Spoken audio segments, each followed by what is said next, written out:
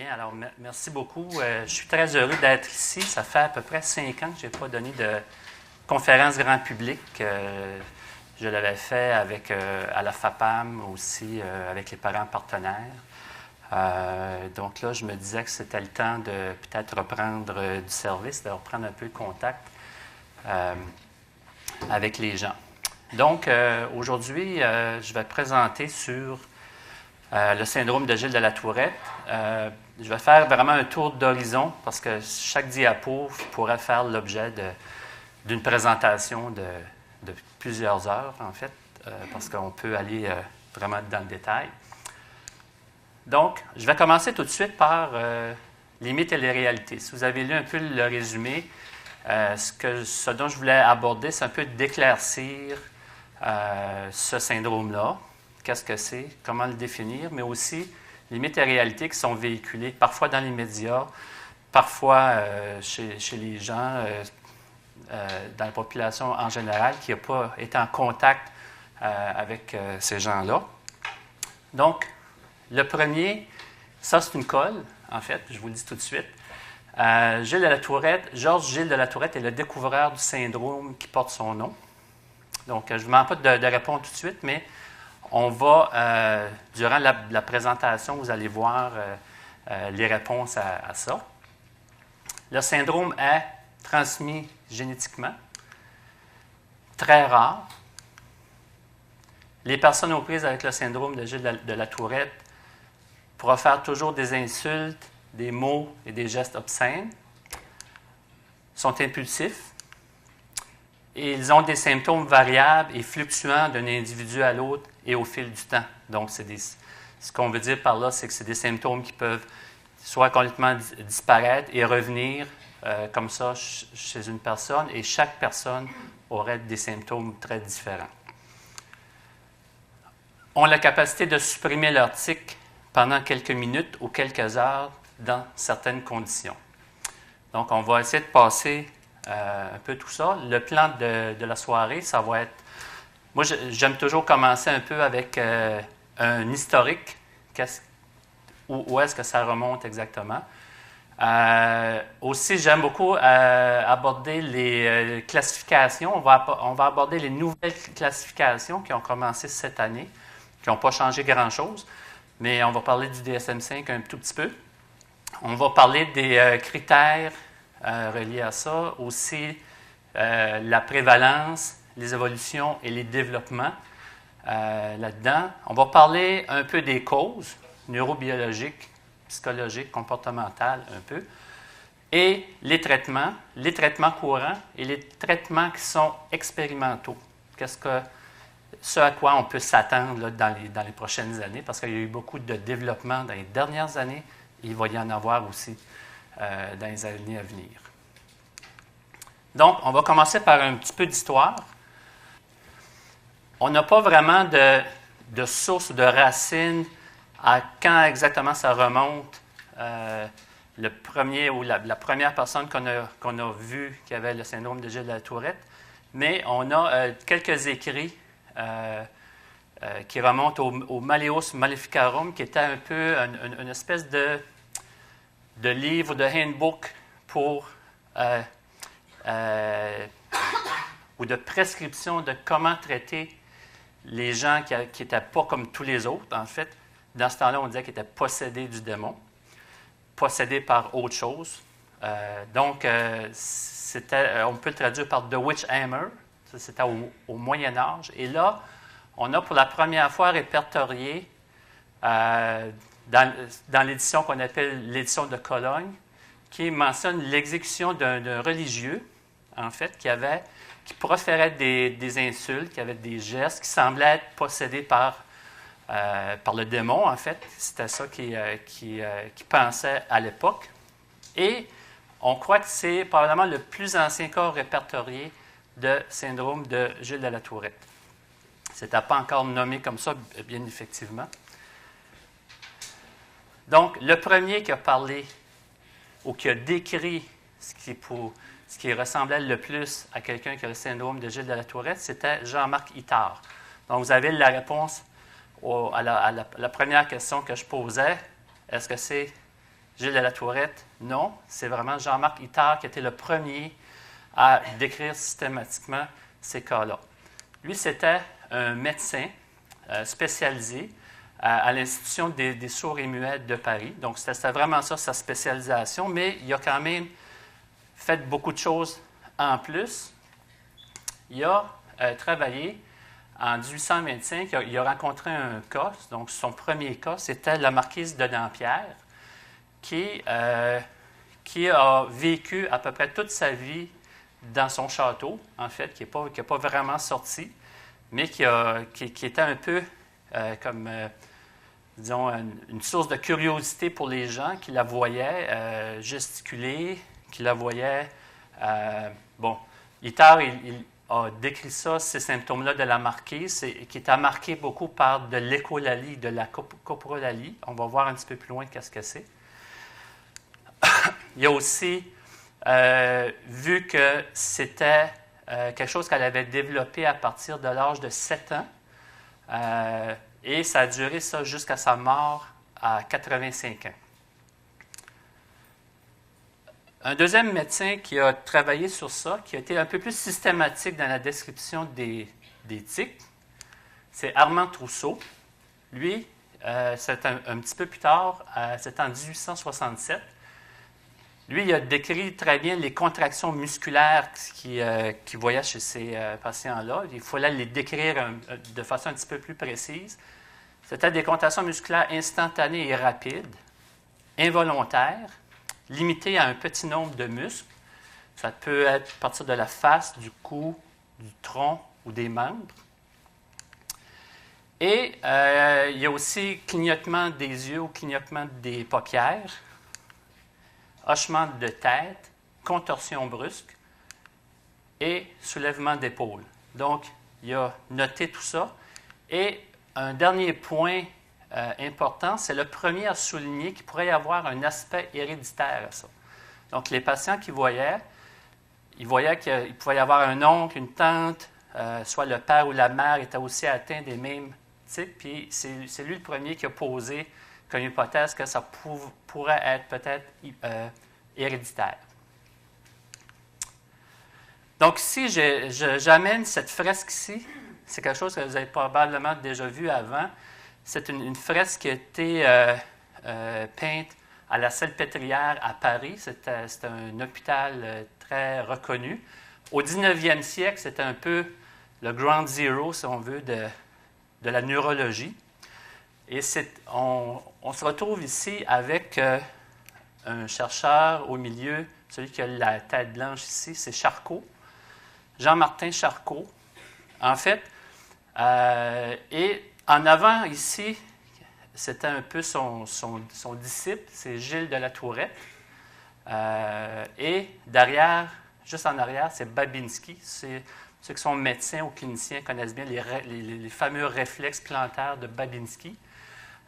Et il y avait beaucoup d'autres chercheurs et médecins fameux qui venaient participer aux leçons du mardi matin ici. Il y en a un qui n'est pas dépeint là-dedans, il s'appelle Freud.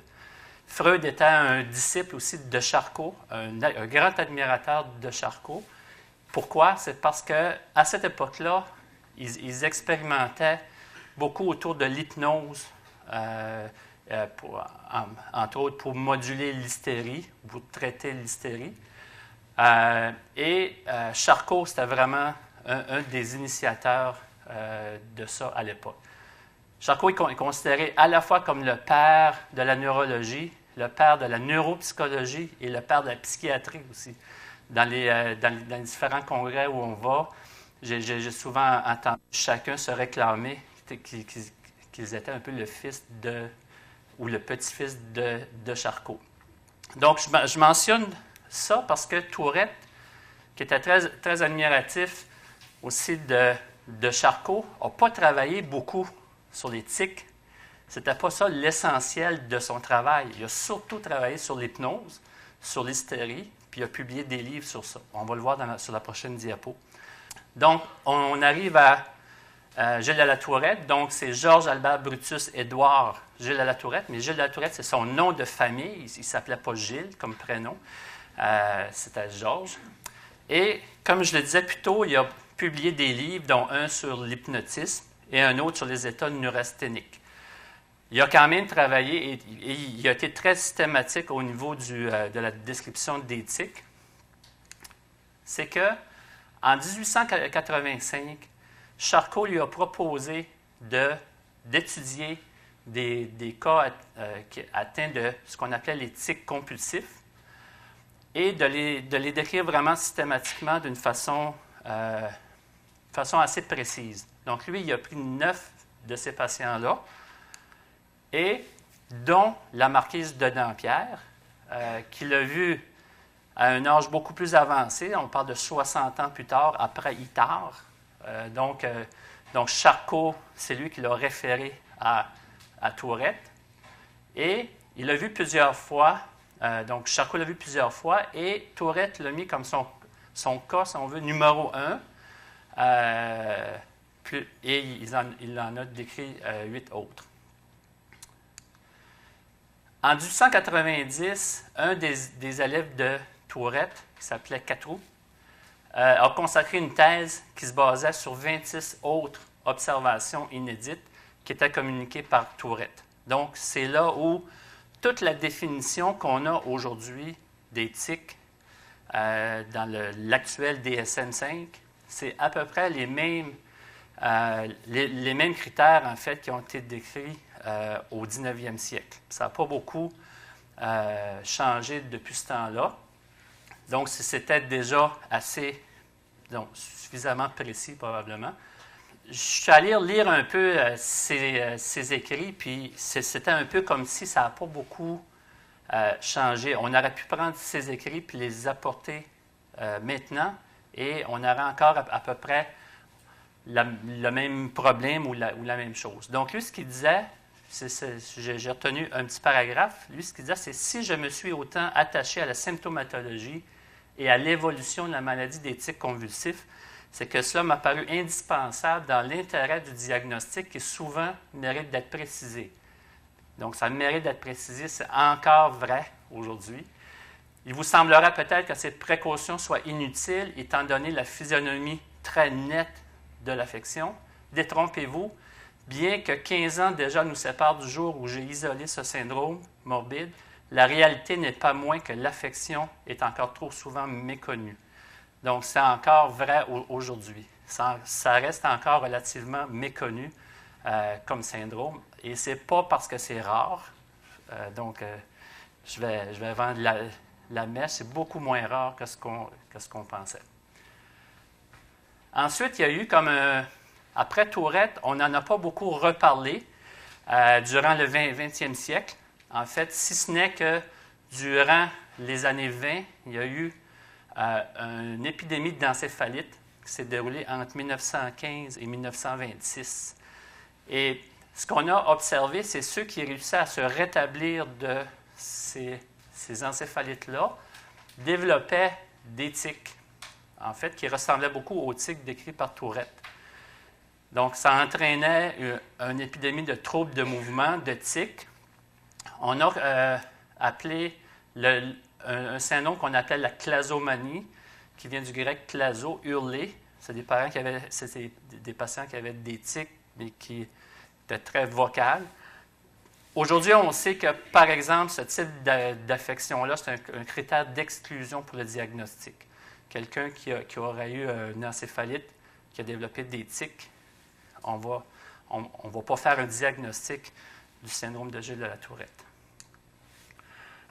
Il faut se transporter jusqu'au milieu du 20e siècle, en 1961, pour voir un développement majeur dans le traitement du syndrome de la Tourette. Parce qu'à Nice, jusqu'à cette date-là, il n'y avait pas vraiment de traitement, ou pas, en tout cas pas de traitement médicamenteux.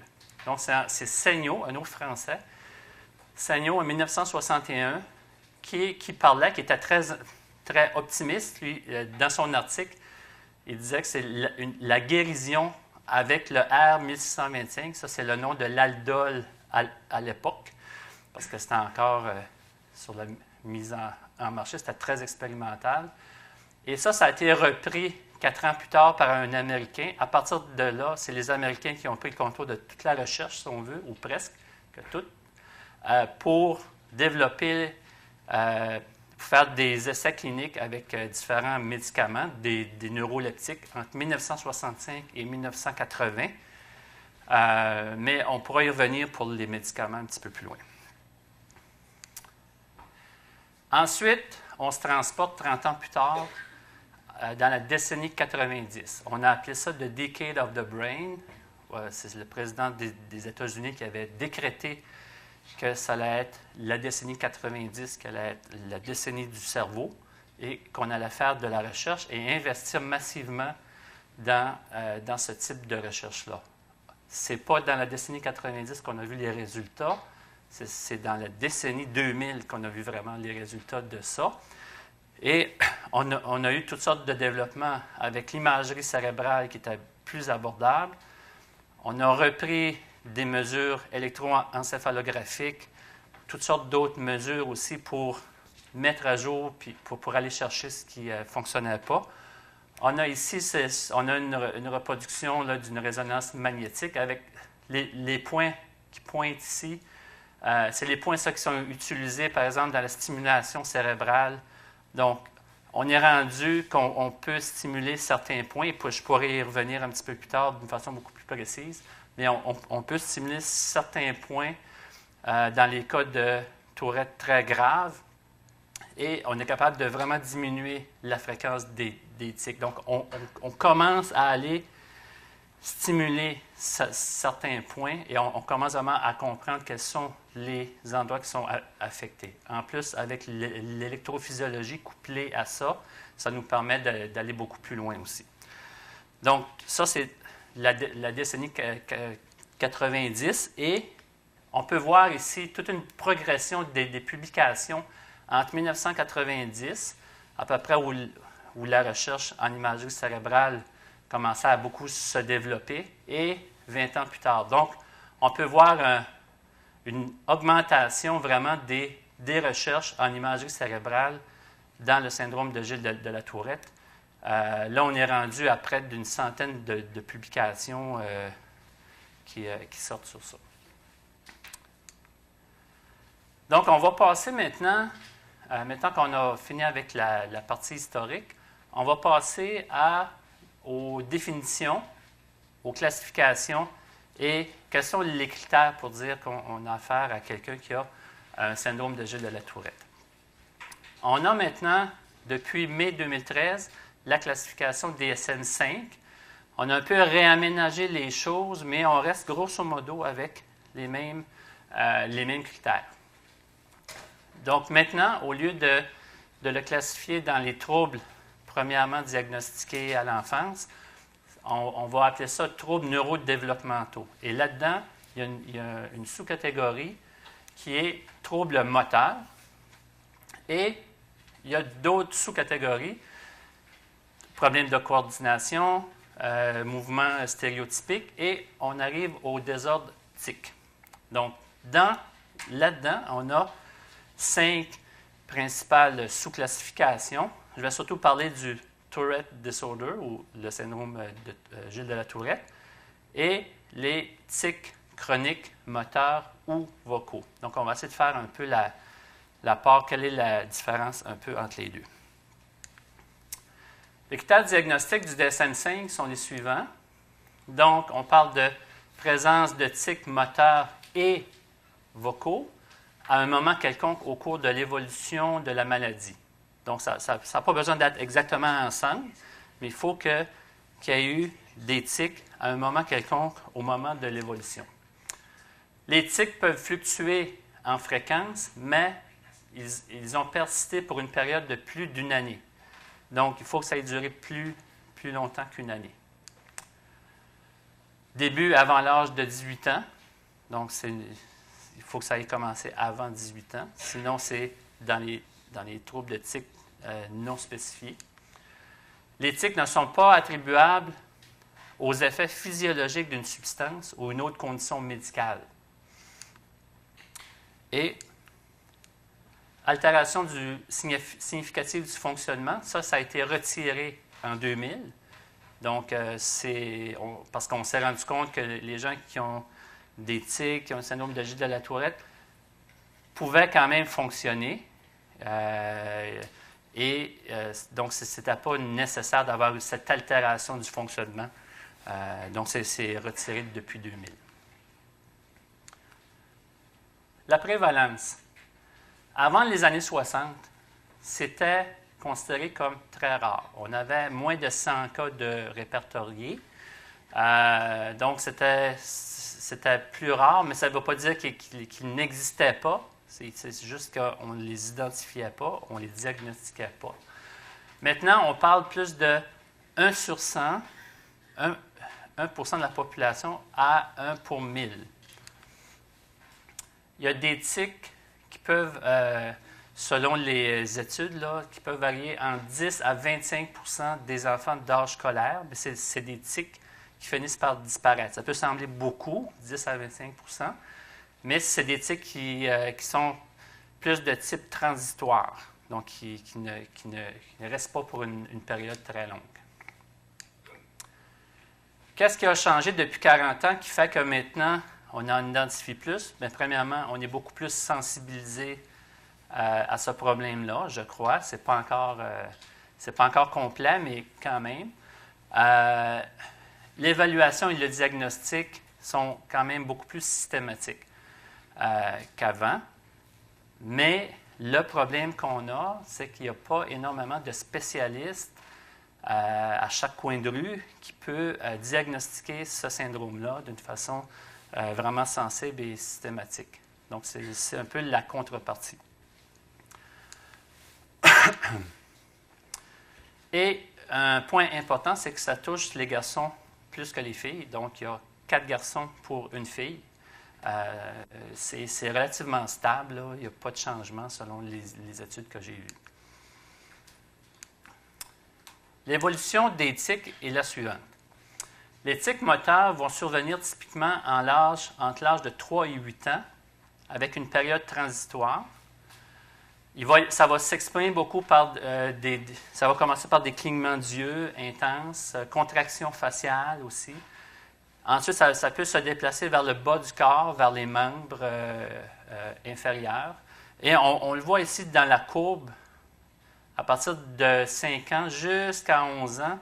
À 11-12 ans, c'est là qu'il est normalement le pic de l'intensité de la fréquence des symptômes. Ensuite, durant le développement à l'adolescence, on va avoir cette diminution croissante ici. Maintenant, ça ne veut pas dire qu'il y a une disparition complète. Ça ne veut pas dire que même si on ne fait rien, ça va disparaître tout seul. Ce qu'on croit de plus en plus, c'est que les adultes, avec le développement cérébral et tout ça, vont développer des stratégies d'inhibition qui vont être capables d'inhiber leur tic d'une façon plus efficace, mais ça ne veut pas dire que c'est parti complètement. Donc, c'est ça qu'il faut voir aussi. La comorbidité et l'évolution. Qu'est-ce qu'on veut dire par comorbidité? C'est quand il y a un autre problème qui se surajoute au syndrome de Gilles de la Tourette. Puis quand on travaille avec des gens qui sont pris avec ça, c'est presque la règle, en fait, de voir qu'il n'y a pas juste le syndrome de Gilles de la Tourette, il n'y a pas seulement les tics, qui est déjà beaucoup, mais il y a encore beaucoup d'autres problèmes. Un des problèmes principaux, c'est le TDAH ou l'hyperactivité chez les enfants. Et c'est souvent la porte d'entrée, c'est-à-dire que le parent va se présenter à la clinique avec un enfant qui est hyperactif et plus tard, ils vont se rendre compte qu'il va développer des tics. Donc, ça suit un peu cette séquence-là. Avant l'âge de 5, 6, 7 ans, tu as le trouble hyperactif. Ensuite, tu as les tics, comme j'ai dit tantôt, qui montent jusqu'à 10 ou 11 ans. Et plus tard, il y a un autre problème qui peut se surajouter. Donc, les tics vont diminuer. Le trouble hyperactif reste, surtout les troubles d'inattention. Et le TOC va se développer au cours de l'adolescence. Et parfois, vous pouvez avoir une superposition des 3 problèmes. Donc, hyperactivité, trouble obsessif-compulsif et syndrome de Gilles de la Tourette. Donc, vous pouvez avoir une combinaison des trois aussi. Donc, il y a aussi d'autres problèmes. Donc, j'ai parlé tantôt de l'hyperactivité où il y avait le déficit attentionnel. On peut le voir selon les études, là, ça peut se voir entre 21 et jusqu'à 90 selon les études des enfants Tourette qui ont des déficits attentionnels. Ça peut aller jusqu'à 70 pour l'hyperactivité. Il y a aussi entre 8 et 35 des épisodes de rage qu'on va appeler des épisodes explosifs. On a une chercheuse, Julie Leclerc, qui est spécialiste à notre clinique avec ce type d'enfants-là. Il y a aussi, je parlais tantôt du trouble obsessif-compulsif, il y a des troubles affectifs aussi qui vont naître de ça, donc 30 à 60 des troubles du sommeil aussi, entre 20 et 50 et des troubles anxieux, phobie, panique, donc autres que le TOC, là, 10 à 28 Donc, on peut voir que c'est un peu comme un millefeuille, parfois, et le défi diagnostique, c'est souvent de voir qu'est-ce qui vient avant et qu'est-ce qu'on va traiter quand il y a plusieurs choses qui se présentent en même temps. Mais on va revenir encore à la définition du tic. C'est une production involontaire d'un mouvement ou d'un son. J'ai marqué entre parenthèses semi-involontaire parce que souvent, ce qu'on voit, c'est des gens, surtout chez les adultes, qui vont être capables de le contrôler. Ils vont être capables de le contrôler dans des situations sociales, par exemple, mais qui vont ensuite générer leur tic lorsqu'ils sont seuls ou dans un autre environnement. Donc, pour ça, j'ai marqué semi-involontaire. Généralement, cette production va être soudaine et brutale. Elle n'est pas rythmée, ce n'est pas toujours le même rythme. Elle peut être répétitive, mais ce n'est pas obligé non plus. Elle survient de façon sporadique et inopinée. Il y a des tics moteurs et il y a des tics phoniques, on va appeler. Donc, pour les tics moteurs, il y a au niveau facial, des tics faciaux. Donc là, on va parler de la crispation des muscles, le clignement des yeux, mouvement brusque de la tête. Il y a une longue liste, là, mais je vais selon les principaux. Ça peut toucher les membres inférieurs, déplacement des membres inférieurs de façon répétitive, le torse aussi, tension, mouvement giratoire, impliquant les pieds, les bras, le tronc, donc tout ça. Il y a les tics vocaux. Donc, les tics vocaux peuvent débuter vers l'âge de 3 ans, mais ça, c'est plutôt rare. Toutefois, ils suivent l'apparition des tics moteurs par plusieurs années. Donc, il va y avoir apparition de tics moteurs et normalement, les tics vocaux ou phoniques vont apparaître quelques années plus tard.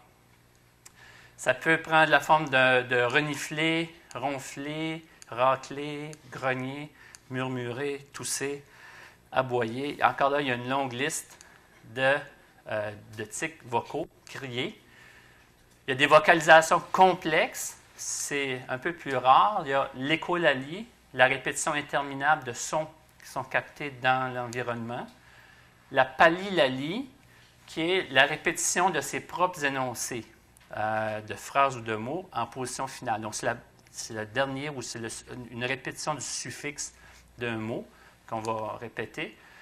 Et enfin, celui qui est le plus connu peut-être dans la population, c'est la coprolalie. Chez environ, on parle de 10 à 15 mais c'est plus proche du 10 C'est beaucoup plus rare de voir de la coprolalie. C'est des gens qui vont proférer des jurons et des insanités, mais sans rapport à la situation dans laquelle ils vont être.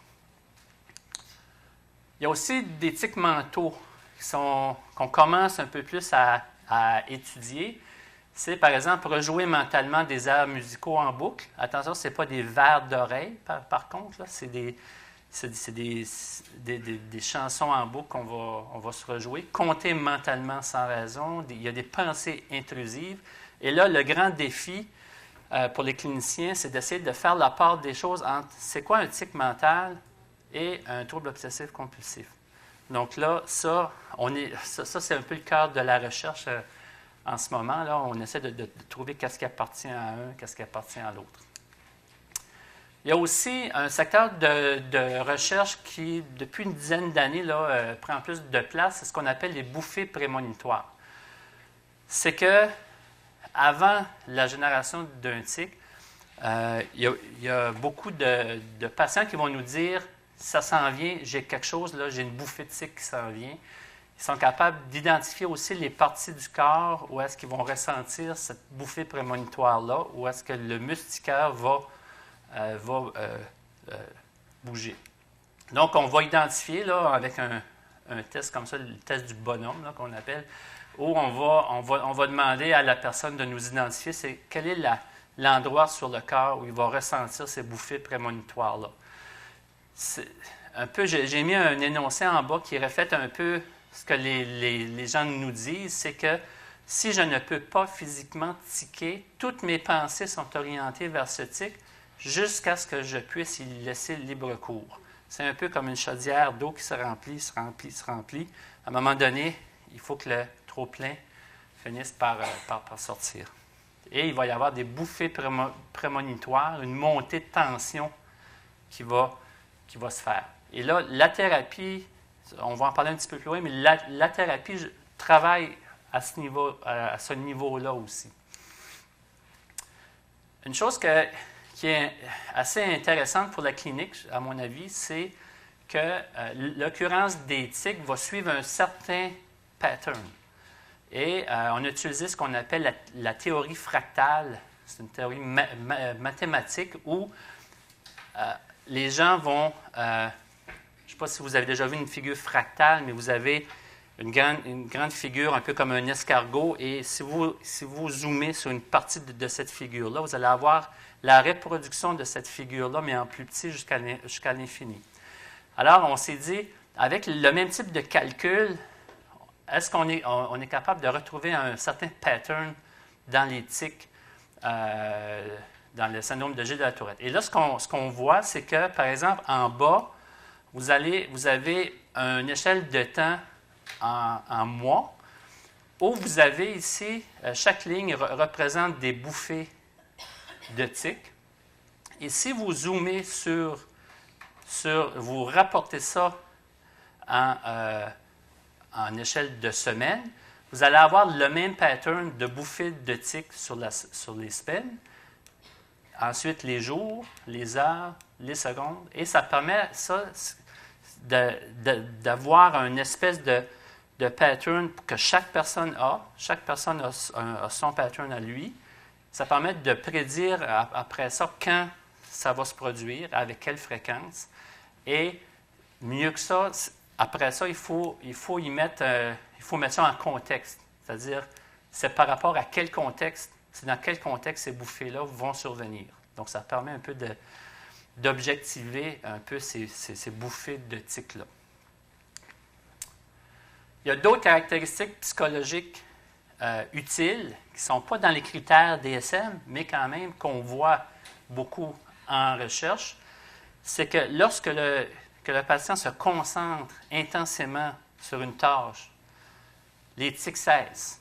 Et ça, c'est quelque chose qu'on voit qui se généralise beaucoup. Donc, on voit, par exemple, dans une de nos recherches, on s'est rendu compte que les temps de réaction sont plus rapides chez les patients qui ont le syndrome de Gilles de la Tourette. Ils sont plus précis aussi. Donc, ils vont arrêter de tiquer, et quand ils vont arrêter de tiquer, ils vont être plus rapides, plus précis. Et on a été capable de coupler ça à une augmentation de l'activité cérébrale dans les zones du cerveau qui contrôlent le mouvement des mains, par exemple, pour donner une réponse. Donc, on a été capable de voir qu'au niveau, au niveau cérébral, ils vont aussi activer plus à ce niveau-là. On sait aussi que le stress et l'anxiété et l'appréhension peuvent augmenter la fréquence des tics. Donc, c'est à l'inverse, il va y avoir une augmentation des tics à ce moment-là. Et il y a un autre pattern qui est assez stable dans nos recherches et dans beaucoup d'autres recherches aussi. c'est qu'il semble y avoir un problème de dextérité fine chez les gens qui ont le syndrome de Gilles de la Tourette. Donc, ce qu'on voit, c'est que la performance motrice aussi à l'enfance, chez les enfants qui ont ce syndrome-là, ça permet de prédire la sévérité des tics à l'âge adulte. Donc, c'est une mesure qui semble relativement solide et ça peut même aussi prédire le niveau d'adaptation psychosociale à l'âge adulte aussi. Ce qu'on a vu, nous aussi, on a observé un peu la même chose, ces problèmes de dextérité fine, mais on a vu que ça se normalise après la thérapie. Donc, suite à une thérapie cognitivo-comportementale, les gens avaient une meilleure dextérité manuelle fine. On va passer rapidement sur les causes. Quelles sont les causes avec ce qu'on sait aujourd'hui? Il y a une première qui serait génétique, neuro ou immuno. Je vais vous en parler, une théorie immunologique. Au niveau de la génétique,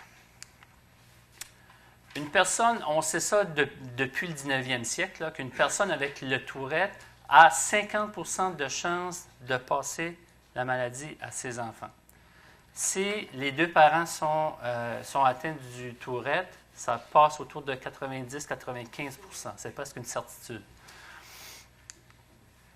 Un certain nombre de gènes seraient impliqués dans l'expression du syndrome de Gilles de la Tourette. Donc, c'est une explication polygénique, mais je vous le dis tout de suite, je me souviens qu'en 2008, j'étais allé à un congrès international sur le syndrome de Tourette, c'était en Italie, et puis il y avait un chercheur qui est venu présenter, puis moi j'étais allé à sa présentation en me disant « Enfin, il va pouvoir me donner le fin mot de l'histoire », et ça faisait 25 ans qu'il travaillait sur la génétique du syndrome de Gilles de la Tourette, et il dit, je dois être humble avec vous, ça fait 25 ans que j'en ai trouvé 0 gène qui code pour le syndrome de Gilles de la Tourette.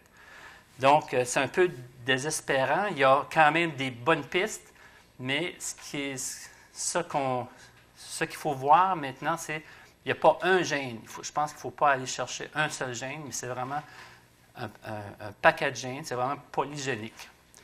Il y a quand même un gène candidat, celui qui était peut-être le plus populaire, il s'appelait SLIT-RK1. Donc, ça a été publié dans Science et ça a fait beaucoup de bruit. On n'a pas été capable de répliquer ces résultats-là.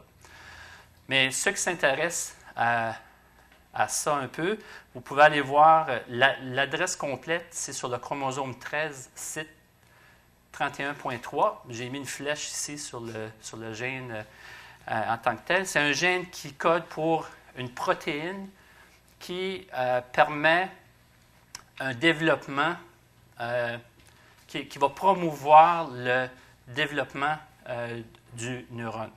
Donc, ça va coder surtout pour ce qu'on va appeler un facteur neurotrophique. Donc, vous voyez que c'est indirect par rapport au syndrome de Gilles de la Tourette. Ça pourrait être vrai pour la schizophrénie, ça pourrait être vrai pour le trouble obsessif-compulsif, pour l'anxiété, pour plein d'autres problèmes aussi. Il y a aussi un gène qu'on appelle D2, ça c'est pour la dopamine. C'est peut-être ce qu'il y a de plus proche au syndrome de Gilles de la Tourette, parce qu'on sait qu'au niveau dopaminergique, donc la dopamine, ça va réguler beaucoup les activités motrices. Mais encore là, on n'a pas été capable de le répliquer suffisamment. Donc, encore là, on a des pistes, il y a des gens qui travaillent très fort sur ça, mais on n'y est pas encore arrivé. On a été capable d'identifier, par contre, des circuits anatomiques dans le cerveau qui pourraient être atteints dans le syndrome. On voit ici, c'est une photo derrière et sur le côté là, du cerveau. Vous avez en avant le cortex, qu'on appelle le cortex frontal. On a découpé ici le cerveau et on voit apparaître en dessous ce qu'on appelle les ganglions de la base et juste en dessous le cervelet. Donc, les ganglions de la base seraient responsables un peu comme une série de mécanismes ou de portes qui permettent de réguler l'activité motrice. Donc, s'il y a une toute petite zone dans les ganglions de la base qui sont dysfonctionnels, ça va emmener toute une chaîne d'événements qui va faire en sorte que tout le système va être atteint. Parce qu'on sait que les ganglions de la base ont des connexions, par exemple, avec le cortex frontal. Le cortex frontal, lui, il doit faire une job d'inhiber les comportements ou les influx qui viennent des zones plus profondes du cerveau. Et ce qu'on croit, c'est que la boucle ici du cerveau frontal au ganglion de la base serait perturbée dans le syndrome de Gilles de la Tourette. Donc, on était capable de voir qu'il y avait certaines corrélations avec la sévérité des tics. On a même été voir ce qui se passait lorsqu'on a quelqu'un qui génère des tics pendant qu'on lui fait un scan cérébral. Et on s'est rendu compte qu'il y avait certaines corrélations, les vertes ici, c'est ce qu'on appelle des corrélations positives. Donc, chez les gens qui étaient plus atteints, qui avaient plus de tics, ils devaient aussi faire fonctionner plus leur cortex frontal pour inhiber. Alors que les zones des ganglions de la base, elles, avaient des corrélations négatives. Donc, en général, c'est beaucoup plus complexe que ça, mais en général, ces zones-là, qu'on appelle noyau codé, putamen et globus pallidus, mais surtout le globus pallidus, ces zones-là sous-fonctionnaient, si on veut, alors que ceux du cortex frontal, surtout l'aire motrice supplémentaire, étaient surfonctionnaient.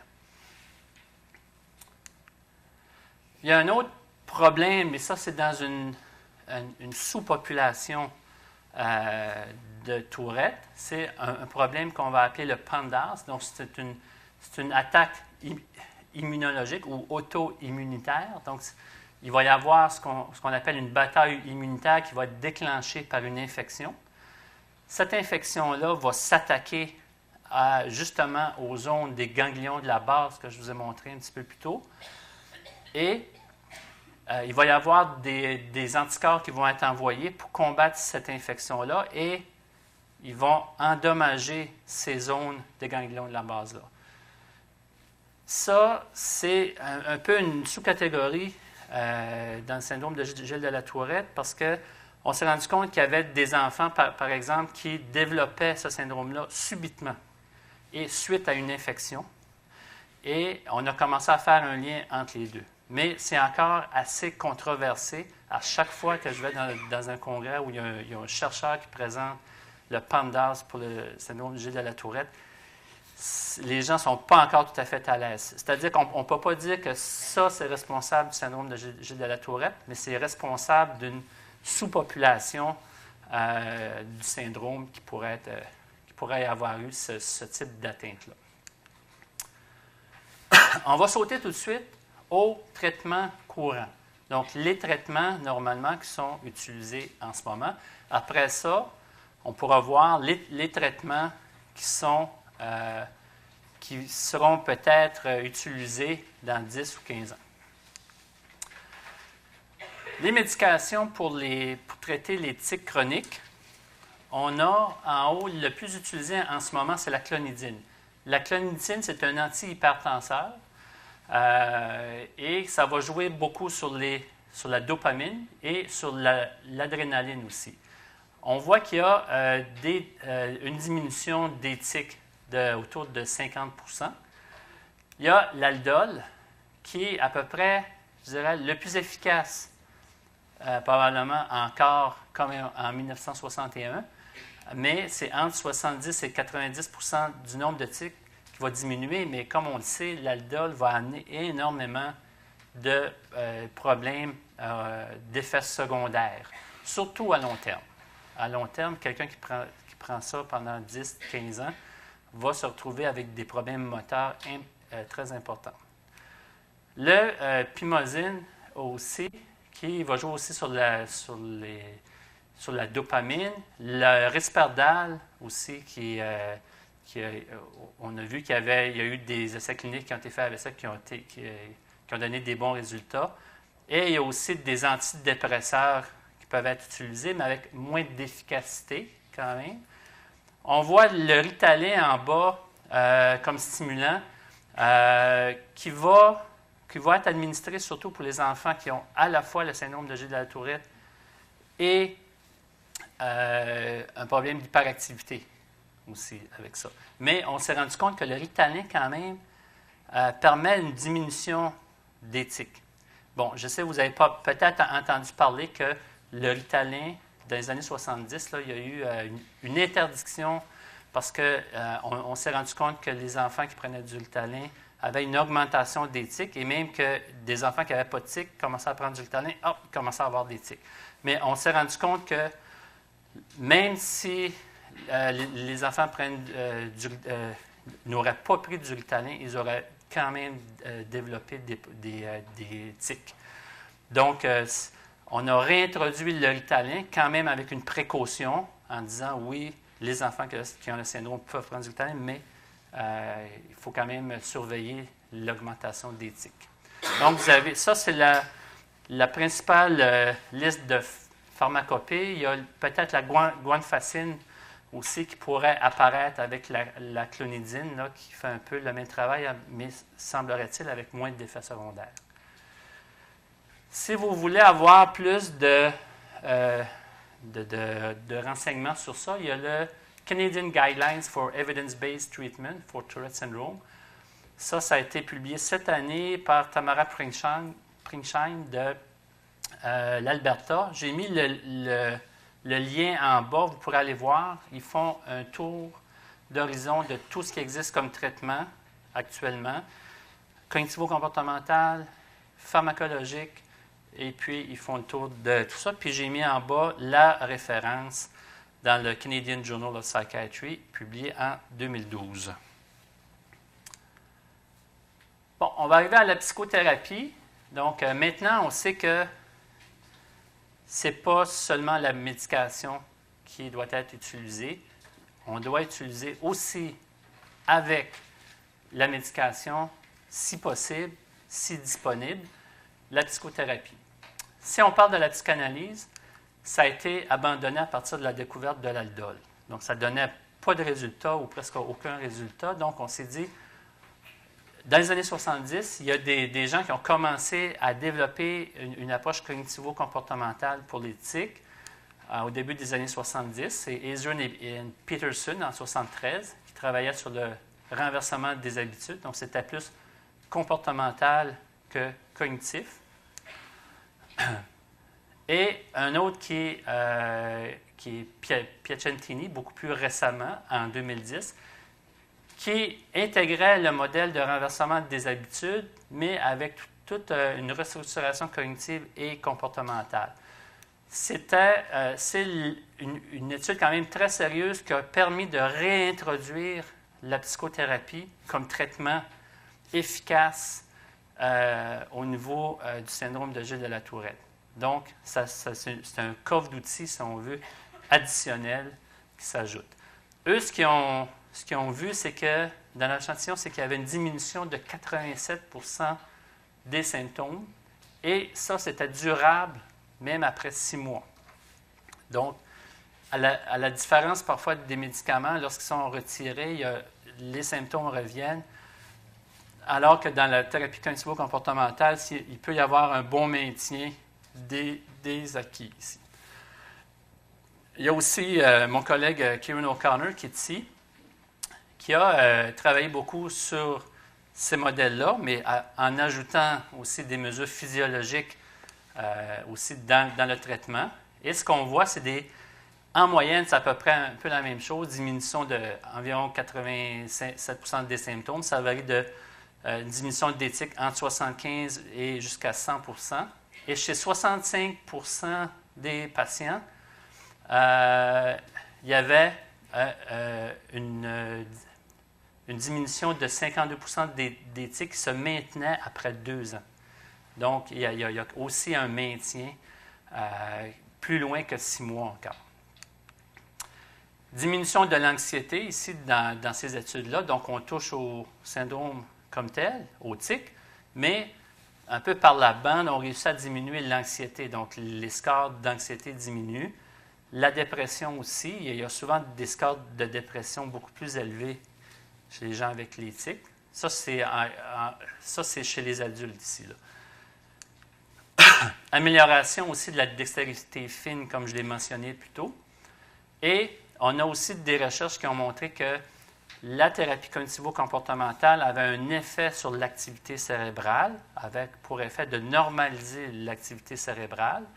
Et on a une autre étude qui a montré que par rapport aux médicaments, la thérapie cognitivo-comportementale a un effet comparable aussi. Donc, on sait maintenant que c'est relativement comparable à la médication et, en plus, on a une normalisation au niveau de l'activité cérébrale. Et ça, dans notre équipe, on a été les premiers à vraiment le démontrer, ce type de changement-là. Donc, le modèle, je vais passer rapidement ici. C'est un modèle psychologique, psychophysiologique, parce qu'on intègre la partie physiologique aussi. On a une activité normalement dirigée vers un but, et ce qu'on observe, et ce qu'on a observé en 2005, c'est qu'il y avait une surpréparation. Les gens ont tendance à se surpréparer à une activité. Par exemple, ils vont préparer plusieurs groupes de muscles en même temps pour donner une réponse.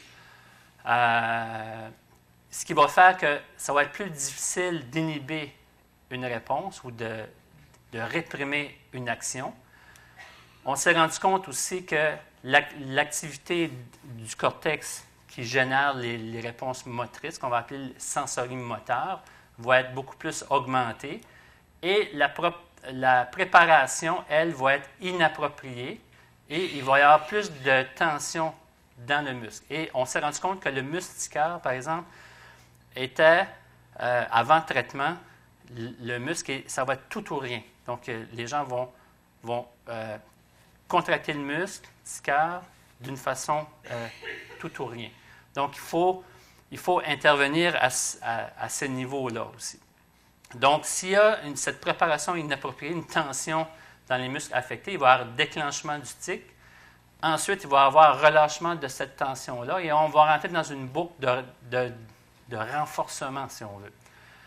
Donc, ici, la thérapie va beaucoup jouer sur modifier ce type de préparation motrice-là et va viser aussi à modifier l'activation sensorimotrice. Là, je parle juste ici d'une partie du modèle, où j'ai plus travaillé et que j'ai appliqué au niveau physiologique. Mais il y a aussi toute la partie conscience aussi d'éthique. Il faut toujours commencer par cette partie-là. Il faut que les gens soient très conscients. Les gens vont emmener un calepin, ils vont noter l'éthique dans le contexte dans lequel ça se passe. Donc, vous voyez, puis on va toucher un peu à toutes les sphères de la vie, à l'organisation, la planification, tout ça. Donc, il faut aller plus loin que l'éthique. Mais juste en ce qui concerne l'éthique, ça, c'est cette partie-là. Je vais vous montrer un exemple en pré-post-thérapie qu'on a vu dans le laboratoire de Kieran. Et vous allez voir que ce qui est frappant, et moi, ça sur quoi je travaille, ce qui m'intéresse beaucoup, et qui me fascine, c'est que les gens qui ont des tics vont être capables, à un moment donné, d'arrêter de tiquer complètement et d'accomplir une action d'une façon très précise et très fine.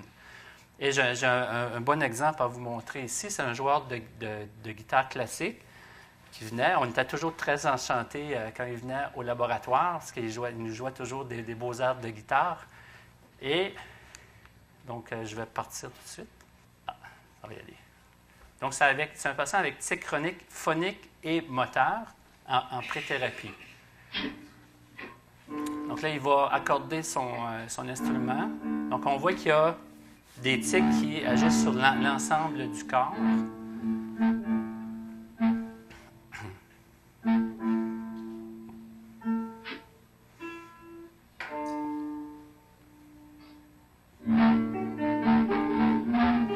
Et là, du moment qu'ils commencent à jouer, il n'y a à peu près plus de tiques. En fait, ils ne sont pas perceptibles, ces tiques.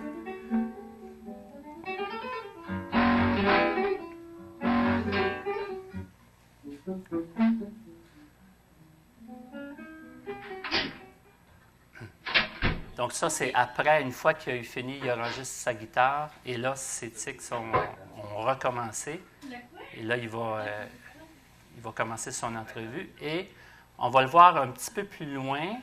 Là, ça, c'était 6 mois après. En fait, il va suivre la thérapie qui va durer environ 6 mois et on va le revoir. Et nous, on était très heureux parce que après, ces tics ont vraiment beaucoup diminué. Donc ça, c'est en post-thérapie. On va le revoir.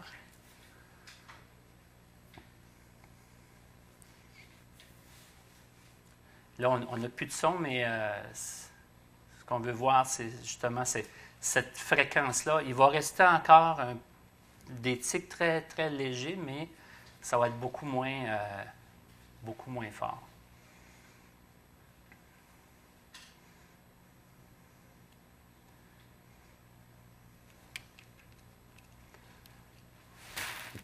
Donc, je voulais juste mentionner en même temps que les gens qui viennent à la clinique pour ces traitements-là, qui prennent des médicaments, ils continuent leur traitement comme d'habitude, en fait, puis ils vont suivre le traitement cognitivo-comportemental et ça va venir juste s'ajouter aux effets de la médication, mais ça va compléter un peu les effets au niveau de la médication. Donc, je vais passer à la diapo suivante. Bon, vous pouvez voir que la fréquence des tics avait vraiment diminué ici. Maintenant, on va passer aux traitements expérimentaux. Là, on a vu les traitements médicamenteux, pharmacologiques. Là, on a vu le traitement psychologique. Maintenant, on va aller voir vers peut-être ce qui s'en vient, disons.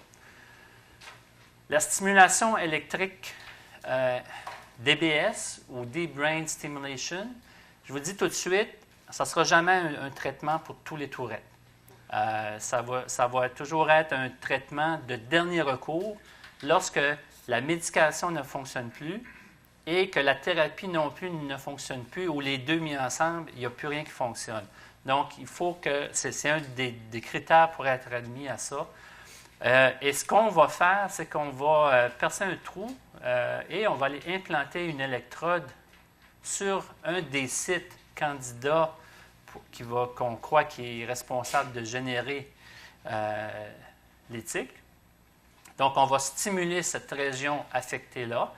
Une des régions qui a été stimulée beaucoup chez 28 patients dans le monde.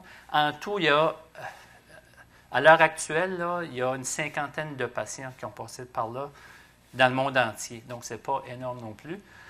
On a noté ici une amélioration de 49 % des tics. Il faut savoir que c'est des gens qui sont extrêmement... ils ont beaucoup de tics. Donc, tu vas diminuer ces tics-là, mais ça ne va pas dire qu'ils sont plus symptomatiques. Ils sont encore symptomatiques quand même, mais ils sont moins symptomatiques qu'ils l'étaient. Et ils ont fait aussi un follow-up, 3 mois à 5 ans, et il y avait un assez bon maintien là, au niveau de la diminution. Mais un qui était peut-être plus efficace, c'est ce qu'on a appelé le globus pallidus. C'est une autre partie des ganglions de la base que je vous ai nommé tantôt. Ça, il y en a moins qui a été implanté. Il y en a 10, mais dans la revue littérature que je suis allé voir, qui vient de sortir, il y en a une douzaine d'autres qui se sont ajoutés à ça. Et ce qu'on note, c'est une amélioration de 76 % des tics, donc une diminution. Et un follow-up à 6 mois et à 5 ans ont montré qu'il y avait aussi un bon maintien à ce niveau-là. Par contre, on n'a pas d'essais randomisés contrôlés. On manque encore de preuves solides à ce niveau-là pour vraiment justifier ces opérations psychochirurgicales. Les inconvénients, bien entendu, les hémorragies sont toujours possibles. Les infections, c'est arrivé à quelques cas aussi. Ça a suscité des problèmes d'élocution. On a accroché certaines zones responsables de l'élocution. Donc, il ne faut vraiment pas se tromper. Là. On ne va pas se tromper ici. Il y a d'autres contractions musculaires qui peuvent apparaître, donc certains espaces, mais c'est quand même une approche qui est prometteur pour des gens qui tiquent continuellement. Et on va le voir dans le prochain exemple, dans la prochaine diapo, si lui fonctionne. Donc, c'est un patient ça, de 16 ans qui a été opéré. Donc, vous pouvez voir que ça, c'est un cas grave, c'est-à-dire qu'il va tiquer constamment, toute la journée.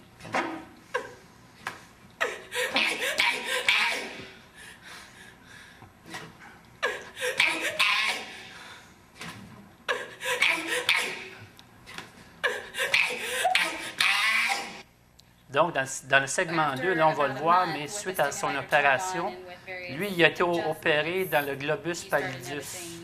Donc, on voit qu'il y a encore quelques tics, un peu des yeux, quelques petits mouvements, mais il ne reste pas beaucoup de choses. Par contre, ce qu'il faut savoir, c'était un adolescent qui était véritablement en détresse. Là, il n'était plus capable. C'était extrêmement même douloureux comme tic. Là.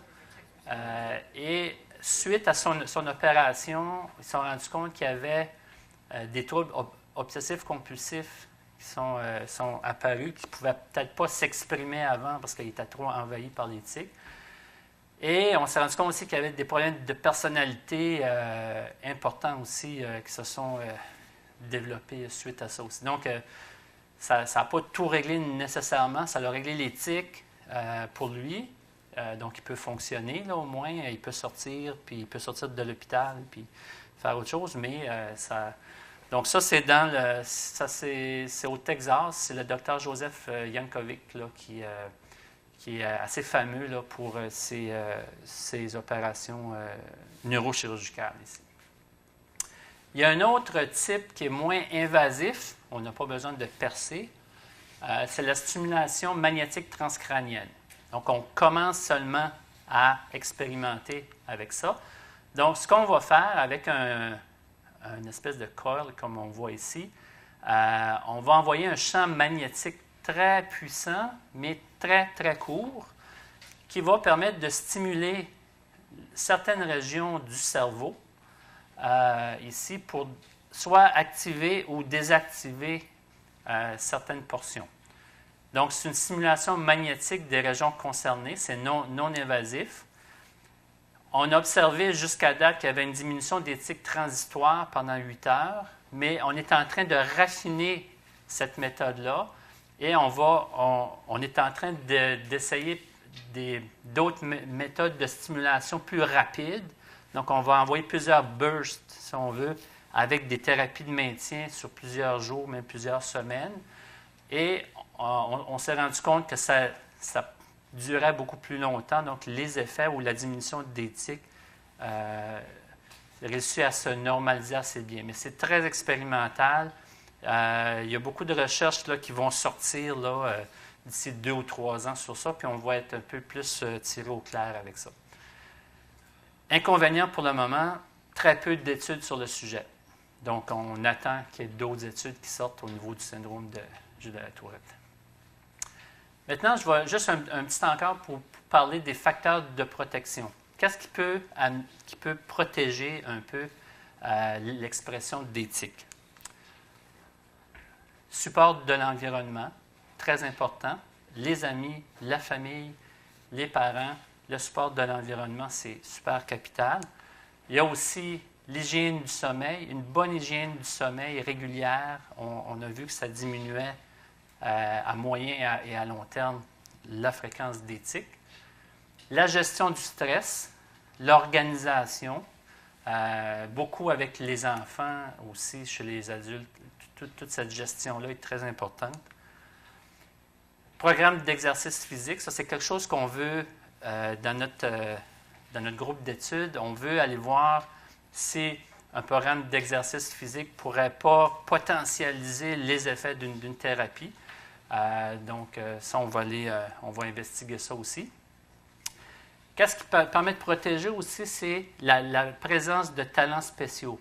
Par exemple, chez certains sportifs, chez certaines personnes aussi qui ont des talents sociaux, qui ont des facilités à se faire des amis et tout ça, musicaux, académiques. Puis, je vais vous présenter quelques personnes célèbres ici. Donc, ces talents spéciaux-là, il faut vraiment les promouvoir lorsqu'on les détecte chez les jeunes. Là, il faut vraiment les encourager beaucoup. Quelques personnages célèbres. Un des plus célèbres que les gens ne connaissent pas tous, mais c'est Samuel Johnson. Lui, c'est une personne qui a beaucoup écrit et qui a écrit un dictionnaire de la langue anglaise, rien de moins, qui a été utilisé encore jusqu'en 1928. Donc, c'était un dictionnaire très, très bien. Et lui, ce qui est particulier, c'est qu'il y avait un secrétaire qui l'accompagnait et qui commentait, qui prenait des notes sur ses comportements. Et ça nous a permis de voir que vraiment, il y avait le syndrome, qu'il y avait des tics et tout ça, mais qui était très prolifique et très, très productif toute sa vie. On croit, mais ça c'est un peu plus douteux, mais on croit que Mozart était atteint du syndrome de Gilles de la Tourette, mais c'est un peu moins bien documenté que Samuel Johnson. Il y a aussi André Malraux, qui était le ministre de la Culture dans les années 60 en France, qui tiquait beaucoup aussi. Et un autre qui est peut-être moins connu, mais la communauté des chercheurs le connaissent bien, c'est Mort Doran. C'était un chirurgien qui était atteint du syndrome de Gilles de la Tourette et qui a opéré toute sa vie avec le syndrome de Gilles de la Tourette et il n'y a jamais eu une erreur ou quoi que ce soit. Mais c'est encore un peu le même pattern que ce que je vous expliquais. On l'a vu avec notre joueur de guitare, c'est que lorsqu'ils sont bien concentrés, lorsqu'ils sont focusés sur une chose, ils sont capables de bien performer. Il y en a un autre qu'un de mes collègues a attiré mon attention dessus, c'est Carlos Guevara, ceux qui surveillent le show X Factor. Donc, vous pouvez aller voir, j'ai mis le lien YouTube, c'est vraiment bien. Donc, c'est quelqu'un qui a été diagnostiqué TOC et Tourette à l'âge de 5 ans. Mais il y avait surtout des tics chroniques moteurs très fréquents. Et il a participé à X Factor et il a quand même eu beaucoup de succès. Et ce qu'on voyait, et encore, c'est le même pattern, lorsqu'il commençait à chanter, lorsque vous pourrez aller voir ça, c'était vraiment frappant, ces tics disparaissaient complètement. Donc, c'est encore la même chose, bien concentré sur cette tâche-là, disparition des tics. Donc, cette présentation-là, de toute façon, va être à un moment donné affichée sur le web et vous pourrez aller cliquer sur ça. Je vous laisse sur ça. J'ai mis la liste des sites web, des ressources que vous pouvez consulter. Il y a le site web de l'Association québécoise du syndrome de la Tourette. Il y a le Tourette Syndrome Foundation of Canada aussi. Et aux États-Unis, le Tourette Syndrome Association. Et pour les protocoles de recherche expérimentaux, ça c'est nous, le tictactoc.org. Vous pouvez, si vous connaissez des gens qui sont atteints de syndrome qui veulent participer à nos protocoles de recherche, vous êtes bienvenus. Donc, pour récapituler, le syndrome, il est prévalent, plus prévalent qu'on croyait, ce n'est plus une maladie rare. Il y a une multiple étiologie, donc il y a plusieurs causes qui sont impliquées dans ça. C'est une maladie complexe et variable. Ça, on n'en a pas beaucoup parlé, mais c'est une maladie qui est assez complexe. Les traitements pharmacologiques sont efficaces ou relativement efficaces et les psychothérapies aussi. Donc, et en conjonction, ont réussi à atteindre des résultats assez intéressants. Donc ça, c'est la bonne nouvelle. On est capable aujourd'hui de bien travailler pour réussir à diminuer les tics. Vous pouvez consulter aussi, ça c'est des travaux scientifiques qui, c'est un peu la synthèse de tous nos travaux depuis 14-15 ans, là, je vous dirais, qui parlent de tout notre modèle. Donc ceux qui veulent aller lire plus précisément qu'est-ce qu'on fait au niveau scientifique. Et il y a aussi notre groupe qui a publié des livres, il y a au moins 3 livres sur le Tourette, donc Cognitive Behavioral Management of Tic Disorders. Il y a aussi Julie Leclerc avec Kieran qui a publié Quand le corps fait à sa tête. Et aussi un autre qui est Tic et problèmes de tension musculaire, qui, ça, c'est vraiment le livre qu'on utilise avec nos clients, avec les personnes qui sont atteintes, pour développer un peu la thérapie.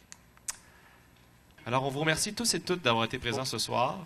Et un grand merci à Marc Lavoie et à son équipe. Merci beaucoup.